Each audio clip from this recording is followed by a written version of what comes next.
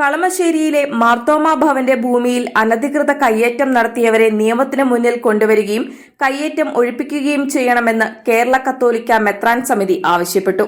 45 വർഷമായി കളമശ്ശേരി മാർത്തോമാ ഭവനത്തിന്റെ കൈവശമുള്ള ഭൂമിയിൽ കോടതി വിധിയെ മറികടന്ന് 2025 സെപ്റ്റംബർ 4 അർദ്ധരാത്രിക്ക് ശേഷം ചില സാമൂഹ്യ വിരുദ്ധർ ആസൂത്രിതമായി ചുറ്റുമതിൽ തകർത്ത് അതിക്രമിച്ചു കയറുകയും അനധികൃത നിർമ്മാണ പ്രവർത്തനങ്ങൾ നടത്തുകയും വൈദികരെയും സന്യാസിനികളെയും ഭീഷണിപ്പെടുത്തുകയും ചെയ്ത സംഭവം തികച്ചും അപലപനീയവും രാജ്യത്തിന്റെ നിയമവ്യവസ്ഥയ്ക്ക് കളങ്കവുമാണ്. വൃദ്ധരും രോഗികളും ഉൾപ്പെടെയുള്ള സന്യാസിനിമാർ താമസിക്കുന്ന മഠത്തിലേക്കുള്ള വഴി തടഞ്ഞ് സഞ്ചാര സ്വാതന്ത്ര്യം നിഷേധിച്ചിരിക്കുകയാണ്. ഗൗരവമേറിയ വിഷയമായിരുന്നിട്ടും മാർത്തോമാ ഭവനാധികാരികളും കത്തോലിക്ക സഭാ നേതൃത്വവും ഇതുവരെ പരസ്യമായി പ്രതികരിക്കാതിരുന്നത് പോലീസ് സത്വര നടപടികൾ ഉടനടി കൈക്കൊള്ളും എന്നുള്ള പ്രതീക്ഷയിലായിരുന്നു. അതോടൊപ്പം ഈ വിഷയം കേരളത്തിന്റെ സാമുദായിക സാമൂഹ്യ ഐക്യത്തിന് വിഘാതം സൃഷ്ടിക്കാതിരിക്കാൻ സഭാ നേതൃത്വം പ്രത്യേക കരുതലെടുത്തു.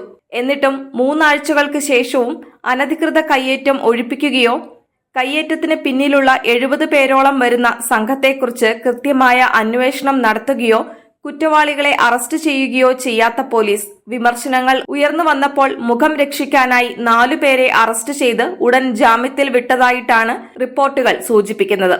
സാമൂഹിക ഐക്യം ലക്ഷ്യമാക്കി സഭ പുലർത്തുന്ന സഹിഷ്ണുതയെ മുതലെടുക്കുന്ന നിലപാടുകൾക്ക് അധികാരികൾ കൂട്ടുനിൽക്കരുത്. മാർത്തോമാ ഭവനത്തിന്റെ മേൽ നടന്ന ഈ അതിക്രമത്തിന് കാരണക്കാരായവരെയെല്ലാം നിയമത്തിനു മുൻപിൽ കൊണ്ടുവരികയും എല്ലാ കയ്യേറ്റങ്ങളും പൂർണ്ണമായും ഒഴിപ്പിക്കുകയും വേണം. അതോടൊപ്പം മാർത്തോമാ ഭവനത്തിലെ അന്തേവാസികൾക്ക് സുരക്ഷയും നീതിയും സർക്കാർ ഉറപ്പുവരുത്തുകയും ചെയ്യണമെന്ന് KCBC പ്രസിഡന്റ് കർദിനാൾ ബസേലിയോസ് ക്ലീമീസ് കാതോലിക്ക ബാവ ആവശ്യപ്പെട്ടു.